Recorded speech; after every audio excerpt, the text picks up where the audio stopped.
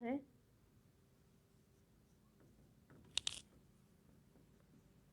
भ्रूणपोष।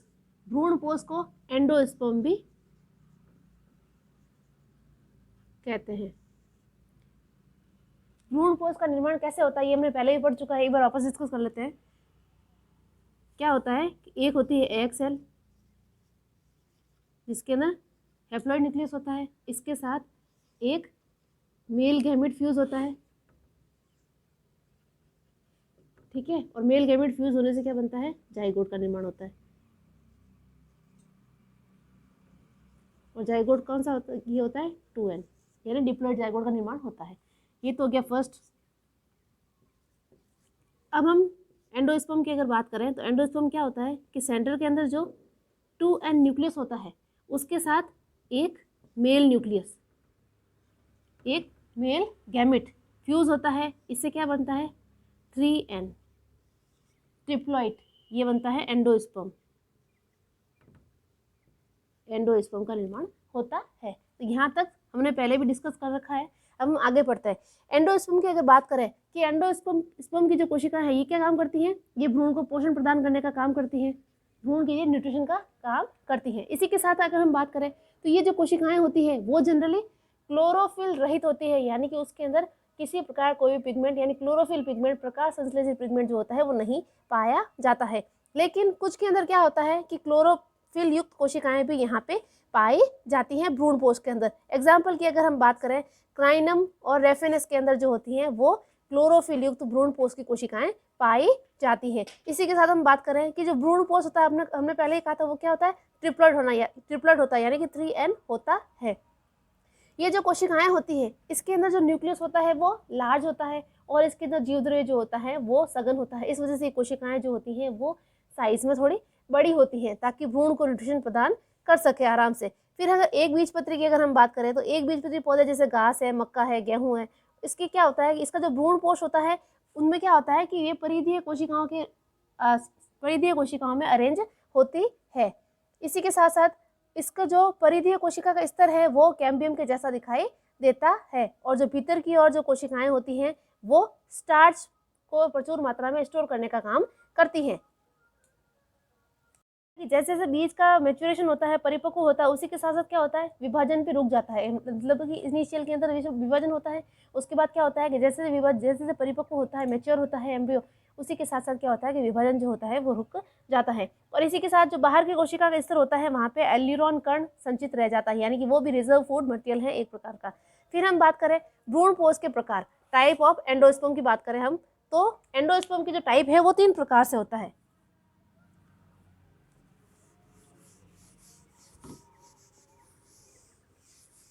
अब हम बात कर रहे हैं एंडोस्पर्म का टाइप्स। 3 प्रकार के एंडोस्पर्म के बारे में हम पढ़ेंगे। फर्स्ट है केंद्रकीय, जिसको न्यूक्लियर भी कहा जाता है। सेकंड है कोशिकीय,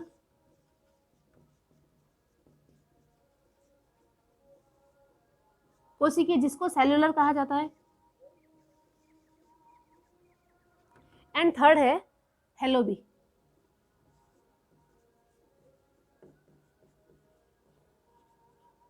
थर्ड है हेलोबियम, जिसको हेलोबियल कहा जाता है। नाम से पता चल रहा है केंद्रकीय मतलब इसके अंदर न्यूक्लियस होंगे, बहुत सारे न्यूक्लियस होंगे। कोशिकीय यानी न्यूक्लियर डिवीजन तो होगा लेकिन उसके साथ साथ यहाँ पे क्या होगा, कोशिका भित्ति का निर्माण भी होगा। और हेलोबी जो होता है इन दोनों के बीच का कोई टाइप होता है जिसमें न्यूक्लियर भी होगा और एंडोस्पर्म न्यूक्लियर भी होगा और उसके साथ सेल्यूलर भी होगा। इसमें हम वन बाय वन डिस्कस करते हैं, उससे पहले हम कुछ इन्फॉर्मेशन ले लेते हैं।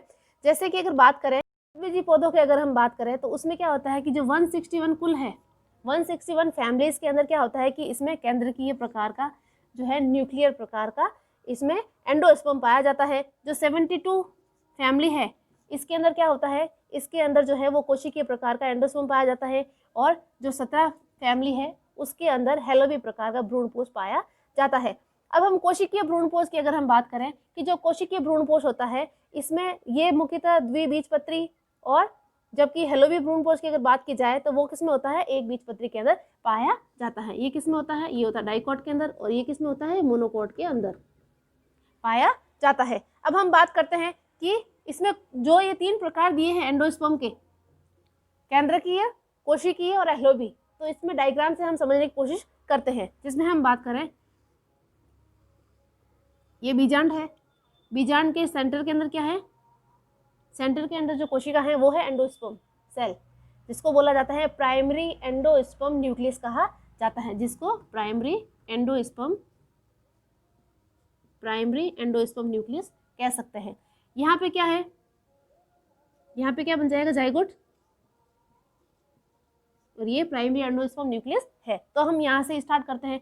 हम क्या करेंगे, डिवीजन के आधार पर हम इसको 3 प्रकार के पार्ट में डिवाइड करेंगे। फर्स्ट जो है वो क्या है, न्यूक्लियर, यानी कि यहाँ पे क्या होगा, सिर्फ न्यूक्लियस के अंदर डिवीजन होगा, उनके बीच में भित्ति का निर्माण नहीं होता, यानी कि सेल्स का निर्माण नहीं होता। सेल्स का निर्माण कब होता है, जब बहुत सारी कोशिकाओं में डिवीजन हो जाता है। तो उसके साथ साथ क्या होता है कि उसके चारों तरफ जब एंड की स्टेज होती है, वहाँ पे केंद्र का, वहाँ पे जो है भित्ति का निर्माण होता है। इसके अगर डायग्राम की बात करें तो इसमें जो फर्स्ट डिवीजन होता है उसमें क्या होता है, समसूत्री विभाजन होता है, जिसके क्या होता है, 2 प्रकार की कोशिकाओं का निर्माण होता है। फर्स्ट डिवीजन ऐसा हो गया, यहाँ पे तो एम्ब्रियो रहेगा। फिर अगर हम बात करें तो इन कोशिकाओं में क्या होता है, और भी डिवीजन, बहुत सारा डिवीजन होता है, मल्टीपल डिवीजन होता है, और मल्टीपल डिवीजन से गुजर करके यहाँ पे तो एम्ब्रियो रहेगा, एम्ब्रियो में साथ साथ डिवीजन होता रहेगा। और क्या होगी, ये कोशिकाएं जो होती हैं परिधि की तरफ अरेंज हो जाती है। क्या करती है, जितने भी न्यूक्लियस है, जितने भी न्यूक्लियर डिवीजन हुआ ना, यहाँ पे कोशिका सेल वॉल का डिवीजन, सेल वॉल इसके बीच में निर्माण नहीं हुआ, तो यहाँ पे क्या, जितने भी न्यूक्लियस है वो क्या करेंगे, परिधि की तरफ अरेंज हो जाते हैं। अगर हम इसके एंड की कोशिका की बात करें, इसमें एंड में क्या होता है, हमने कहा था कि सबसे लास्ट वाली स्टेज होती है, उसमें क्या होता है कि इनके बीच में जो है भित्ति का निर्माण हो जाता है। तो कैसा हो जाएगा, इनके बीच में जो है इस प्रकार की भित्ति का निर्माण हो जाता है। प्रत्येक न्यूक्लियस है, ये न्यूक्लियस के बीच में भित्ति का निर्माण हो जाता है। तो इस प्रकार का जो है वो एंडोस्पर्म दिखाई देता है। इसको कहा जाता है केंद्रकीय। क्या कहा जाता है, केंद्रकीय। अब हम बात करते हैं सेकेंड, कोशिकीय, सेलुलर की बात करें कि सेलुलर में क्या होता है, इसमें भी डिवीजन ऐसा कैसा होता है, जैसे अगर हम यहीं से बात करें, इसमें क्या हो जाएगा, जैसे यहाँ पे डिवीजन हुआ ना, तो यहाँ पे क्या हो जाएगा, न्यूक्लियस के अंदर तो इस दोनों के बीच में क्या हुआ, भित्ति का निर्माण नहीं हुआ, लेकिन सेलुलर के अंदर क्या होता है, इन दोनों के बीच में भित्ति का निर्माण हो जाता है। जैसे इसमें बात करें, 2 कोशिकाएं बनी, 2 केंद्रक डिवाइड हुए, उनके बीच में भित्ति का निर्माण हो गया, यहाँ पे तो एम्ब्रियो रहेगा ही रहेगा। फिर हम बात करें, इसमें फिर से डिवीजन होगा। अब फिर से जो डिवीजन होता है वो 2 प्रकार से हो सकता है अनुप्रस्थ हो सकता है अनुदैर्घ्य हो। तो इसमें क्या 4 कोशिकाएं बन जाएगी इस प्रकार डिवीजन होगा तो, और अगर लंबवत डिवीजन होगा तो क्या हो जाएगा, ये चारों कोशिकाएं जो होती है रेखीय क्रम में अरेंज हो जाएगी। इस प्रकार का जो डिवीजन है वो पाया जाता है। नीचे तो एम्ब्रियो रहेगा। फिर क्या होता है, लास्ट स्टेज की बात करें तो ये तो एम्ब्रियो है ही है, और फिर क्या होता है, ये जो कोशिकाएं हैं ये पूरी इस प्रकार अरेंज हो जाती है। जितना डिवीजन होता है उनके साथ साथ इसमें सेल वॉल का निर्माण भी हो जाता है। इस प्रकार का जो डेवलपमेंट है एंडोस्पर्म का उसे कहा जाता है सेलुलर एंडोस्पर्म। अब हम बात करते हैं हेलोबियल के बारे में।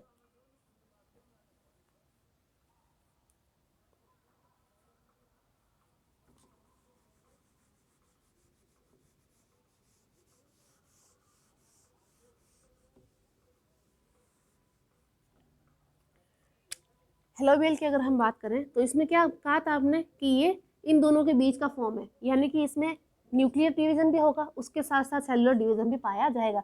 इसका मतलब ये होता है कि कुछ कोशिकाएं जो होती हैं उनमें क्या होगा, सिर्फ न्यूक्लियर डिवीजन होगा, यानी कि सेल वॉल का निर्माण नहीं होगा। और जो कुछ कोशिकाएं होती हैं उसके अंदर क्या होता है, न्यूक्लियर डिवीजन तो होगा, उसके साथ साथ यहाँ पे जो है वो सेल वॉल का निर्माण भी हो जाता है, सेलुलर डिवीजन होता है।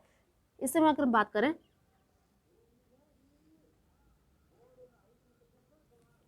ये बीजांड है, इसमें क्या होता है, इन दोनों में इसमें डिवीजन होता है। डिवीजन से 2 कोशिकाएं बन जाती है, जिसमें जो ऊपर वाली कोशिका है वो क्या होती है, ऊपर की तरफ चली जाती है, और इसमें क्या हो जाता है, सेलुलर डिवीजन स्टार्ट हो जाता है।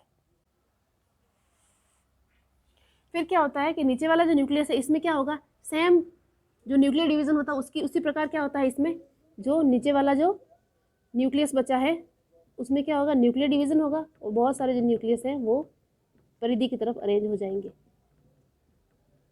बहुत सारे न्यूक्लियस जो है परिधि की तरफ अरेंज हो जाएंगे, और यहाँ पे एम्ब्रियो तो रहेगा, और ऊपर वाली जो कोशिका है वो क्या हो जाएगी, वो अपने न्यूक्लियर डिवीजन करेगी, लेकिन वो अलग से करेगी। क्या करेगी, और इसके कंपेयर में ये स्लो डिवीजन करती है, इस वजह से यहाँ पे कोशिकाओं की संख्या जो होती है वो कम होती है।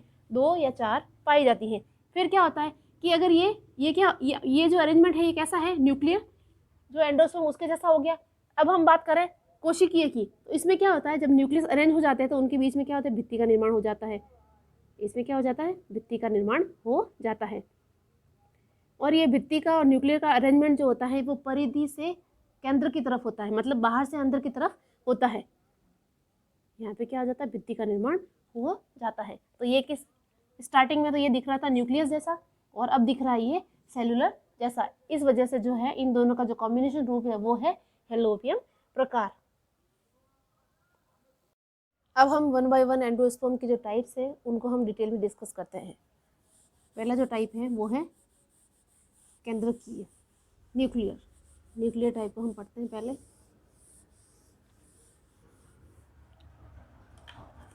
न्यूक्लियर में हमने पहले ही कहा था कि ये इसमें क्या होता है, इसमें बहुत सारे जो न्यूक्लियस होते हैं वो क्या होते हैं, परिधि की तरफ अरेंज हो जाते हैं। और परिधि की तरफ अरेंज हो जाने के पश्चात क्या होता है, इसमें भित्ति का निर्माण हो जाता है। यहाँ पे एम्ब्रियो तो रहेगा, भित्ति का निर्माण हो जाता है। भित्ति का जो निर्माण है वो कैसे होता है, ये परिधि से केंद्र की तरफ यानी बाहर से अंदर की तरफ होता है। इसको कहा जाता है, ये जो क्रम है इसको कहा जाता है सेंट्रीपिटल, जिसको अभी केंद्रकीय भी कह सकते हैं, सेंट्रीपिटल कहा जाता है। ये कैसे स्टार्ट होता है कि यहाँ पे क्या होता है कि 3n जो कोशिका होती है, फिर उसके अंदर जो डिवीज़न होता है, इस प्रकार डिवीज़न, फिर इसका जो अरेंजमेंट होता है, और इस प्रकार जो होता है ये सेलुलर एंडोस्पर्म का निर्माण हो जाता है। इस प्रकार जो होता है वो एंडोस्पर्म का निर्माण हो जाता है। फाइनली क्या होता है, ये पूरा कवर हो जाता है। लेकिन उससे पहले क्या है, यहाँ पे जो बीच वाला जो है ना, ये रिक्तिका है। क्या है, ये बीच में जो है रिक्तिका पाई जाती है, जिसको सेंट्रल वैक्यूल कहा जाता है। और नीचे की तरफ जो है ये एम्ब्रियो तो यहीं पे रहेगा। इसमें अगर हम बात करें कि इस प्रकार का जो एंडोस्पर्म होता है उसमें क्या होता है, इसमें जो प्रथम विभाजन होता है इसके पश्चात क्या होता है, इसमें बहुत ज़्यादा डिवीज़न होता है। पहला डिवीज़न होगा, इसके साथ जो कोशिकाएं बनेगी 2, उनमें बहुत ज़्यादा डिवीज़न होता है। और डिवीज़न होने के पश्चात क्या होता है कि बहुत सारी जो होती है वो डॉटर न्यूक्लियस यानी संतति केंद्रकों का निर्माण होता है। और ये जो केंद्रक होते हैं ये क्या करते हैं, ये परिधि के चारों तरफ जो होता है वो अरेंज हो जाते हैं। यहाँ पे ये क्या करते हैं, भित्ति का निर्माण नहीं करते। क्या नहीं करते, भित्ति का निर्माण नहीं करते हैं।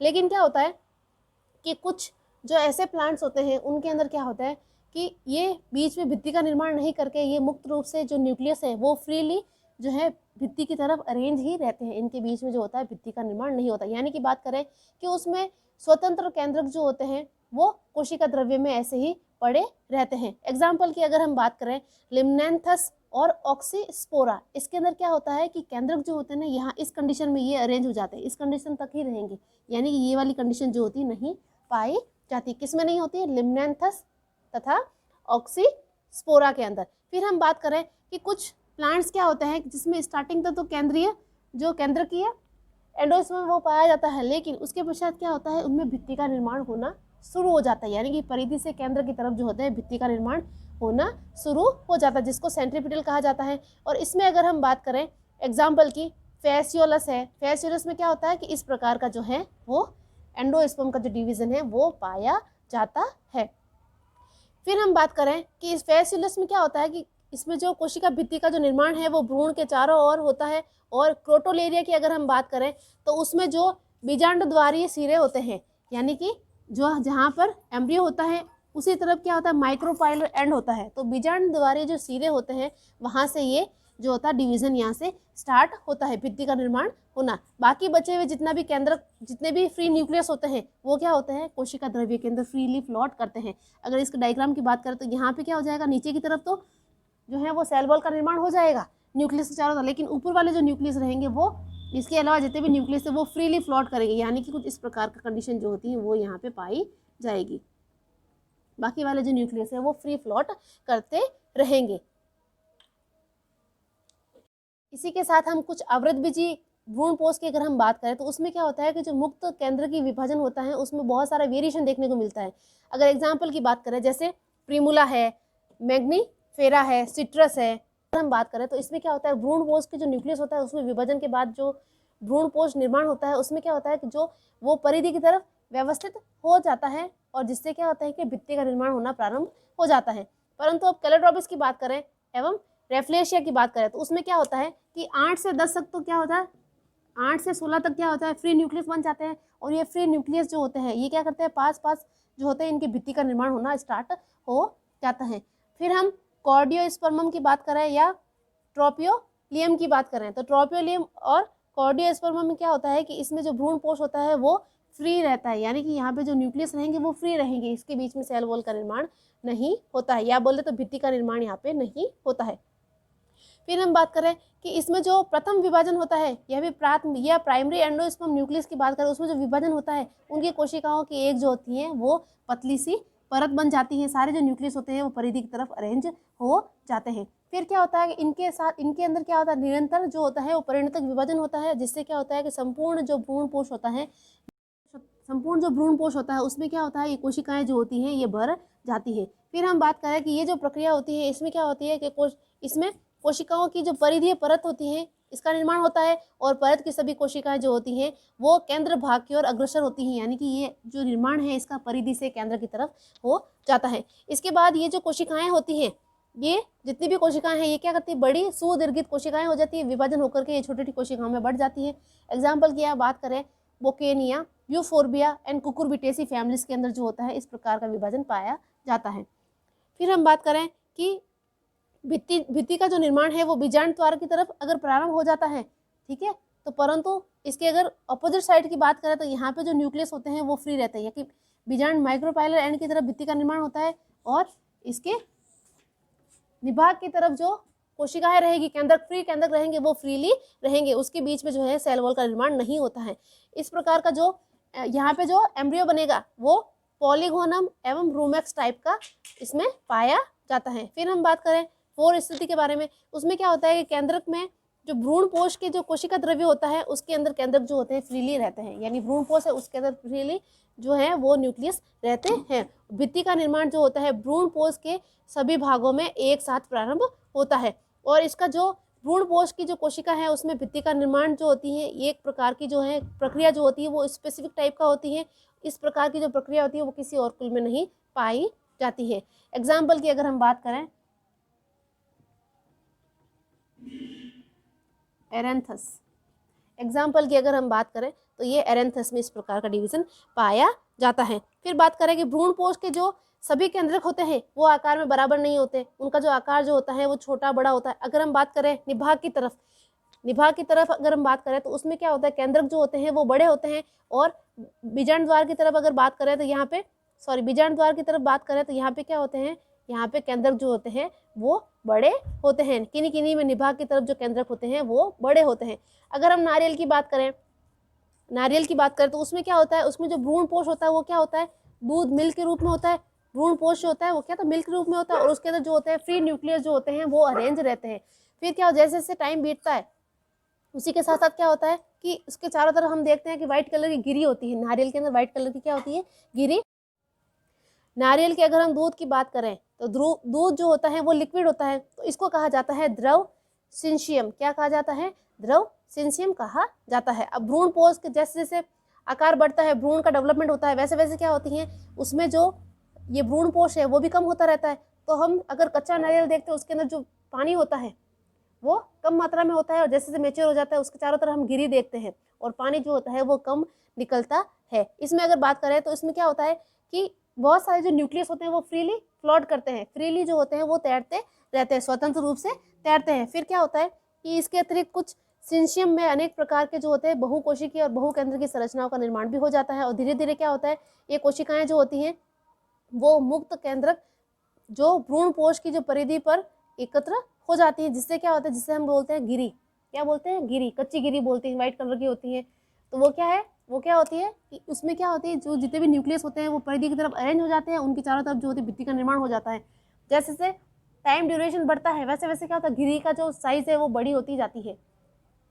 फिर हम बात करें इसी प्रकार अगर हम बात करें सुपारी की, एरेका कटेचु, नारियल में तो क्या था, जो गिरी थी, जैसे नारियल का डायग्राम बनाया तो उसमें गिरी जो थी वो इतनी ही पाई जाती है, जिस बीच में जो होता है वो होलो स्पेस होता है। फिर हम बात करें सुपारी की, सुपारी में क्या होता है, देखी होगी हार्ड होती है, छोटी सी होती है, तो उसमें क्या होता है अंदर तक जो होते हैं वो सेलुलर डिवीजन पाया, इसका मतलब इसमें जो होलो जो होती है एरिया वो नहीं पाया जाता है। पूरा जो एरिया होता है वो कोशिकाओं द्वारा कवर कर लिया जाता है। पूरे एरिया में क्या हो, भ्रूणपोष की कोशिकाएं जो होती हैं पूरी गुहा को घेर लेती हैं और पूरा जो कोशिकाएं हैं वो भर जाती हैं। इस वजह से क्या होती है, अंत में कठोर एवं दृढ़ हो जाती है। इसको कहा जाता है चर्विताभ भ्रूणपोष। क्या कहा जाता है, चर्विताभ भ्रूणपोष, रूमिनेंट एंडोस्पर्म, रूमिनेंट एंडोस्पर्म कहा जाता है। अब हम बात करते हैं सेलुलर एंडोस्पर्म के बारे में।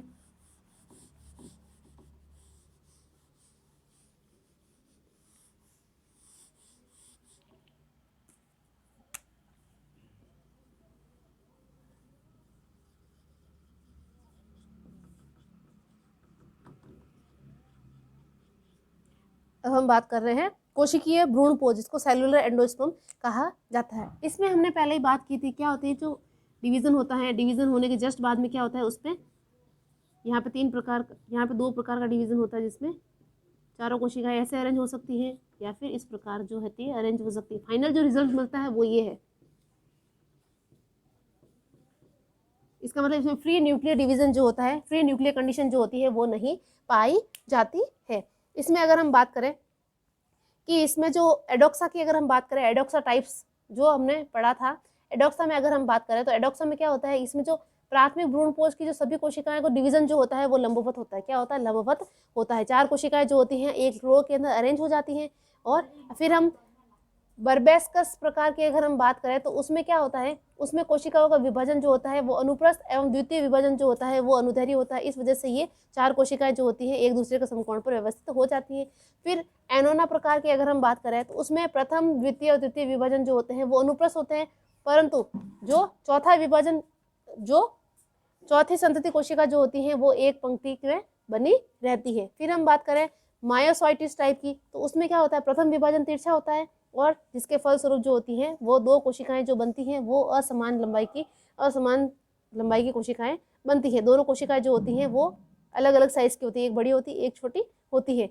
फिर इसका जो फाइनल कंक्लूजन है वो ये है कि कोशिका द्रव्य का जो इसमें डिवीजन होता है, न्यूक्लियर का डिवीजन होता है, उसके साथ साथ यहाँ पे जो होता है वो भित्ति का निर्माण भी हो जाता है। जो भित्ति का निर्माण होता है वो अलग अलग टाइप से होता है, तो उसमें हमने पहले ही बता दिया, 4 प्रकार पढ़ लिए थे हमने, एडोक्सा, बर्बेस्कस, एनोना और मायोसाइटिस टाइप। फिर हम थर्ड बात करते हैं हेलोबियल टाइप।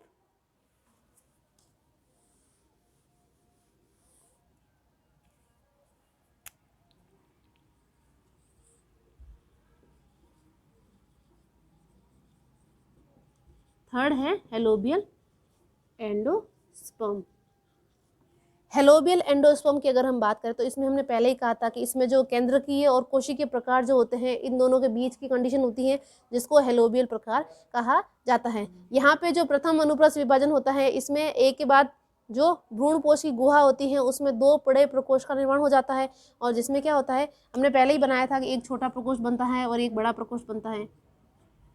फिर इन दोनों में क्या होता है, अलग अलग डिवीजन होता है। क्या होता है, इंडिविजुअल डिवीजन होता है। ये दूसरे, इसका संपर्क जो होता है इससे अलग हो जाता है, ये इससे अलग, तो इनको, इसका डिवीजन जो होता है वो अलग होता है, इसका डिवीजन जो होता है वो अलग होता है। और ये जो बीजांड द्वारीय प्रकोष्ठ जो है, जो बीजांड द्वार की तरफ होते हैं और निभाग की तरफ बनने वाला जो प्रकोष्ठ होता है वो क्या होता है, वो बड़ा होता है। तो यहाँ पे जो ये है ये निभाग की तरफ है, और छोटा वाला जो है वो अगर हम बात करें कि जो बीजांड द्वार की तरफ जो प्रकोष्ठ है, ये बीजांड द्वार है, यहाँ पे जो प्रकोष्ठ है वो बड़ा होता है, और निभाग की तरफ वाला जो होता है वो छोटा होता है। हमने पहले ही नीचे की तरफ जो है वो बीजांड द्वार बताया था, ऊपर की तरफ जो होती हैं वो चैल्जा निभाग बताया था। फिर निभाग की जो कोशिकाएं होती है उसमें केंद्रक जो होता है वो अविभाजित रहता है, या फिर इसमें विभाजन जो होता है वो स्लो होता है as compare to micropylar end की तरफ, जो बीजांड का जो बड़ी कोशिका है उसके कंपेयर में। फिर हम बात करें कि बीजांड द्वार की जब कोशिकाएं होती हैं इसमें बहुत सारा डिवीजन होता है, और ये बहुत सारा डिवीजन जो होता है ये क्या करता है, डिवीजन होने के साथ साथ इसमें भित्ति का निर्माण हो जाता है, और भित्ति का निर्माण भी यहाँ पे जो होता है वो सेंट्रीपिटल टाइप का होता है, यानी कि परिधि से केंद्र की तरफ जो होता है वो डिवीज़न हो जाता है। फिर हम बात करें, कई बार क्या होता है कि निभा की जो कोशिकाएं होती हैं उसमें क्या डिवीज़न होता है तो वो स्लो होता है। तो ये यहाँ पे क्या हो जाता है कि केंद्रक जो होती है वो विभाजन ना होकर के ये विघटित या फिर नष्ट हो जाएगा, या फिर विभाजन जो होता है वो स्लो होता है। फिर हम अगर बात करें कि अगर विभाजन हो भी जाता है तो आगे चल के क्या करता है, ये डिस्ट्रॉय हो जाता है। और निभागीय प्रकोष्ठ में क्या होती है, एक बड़ी रिक्तिका बन जाती है और कोशिका द्रव्य में भी जो होती है वो पूर्णतः विघटित होकर नष्ट हो जाती है। अब जो खाली होया हुआ जो स्थान है वहाँ पे बीजांड द्वारीय प्रकोष्ठ में बने हुए जो कोशिकीय भ्रूणपोष हैं ये डिवीजन करते हैं। तो यहाँ पे जो रिक्तिका बनती है ये भी जो होती है स्थान ले लेती है। अगर यहाँ पे रिक्तिका बन जाती है, समझ लो ये रिक्तिका बन गई, तो क्या हुआ, ये अगर कोशिका में डिवीजन होता है तो इसमें कोशिका डिवीजन बहुत फास्ट होता है, जिससे क्या होता है ये ऊपर वाली जो गुहा बनी है ये भी यहाँ पे इसके द्वारा घेर ली जाती है।